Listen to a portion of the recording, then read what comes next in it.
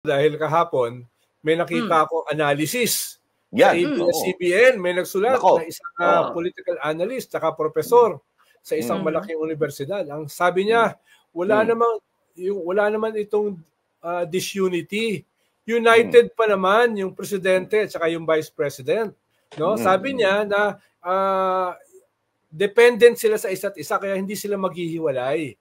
No? Meron silang relasyon na napakahalaga at napakalalim, no? Naku, hindi ko maintindihan, sa dami na nangyari ay naniniwala pa rin siya sa unity unity team, no?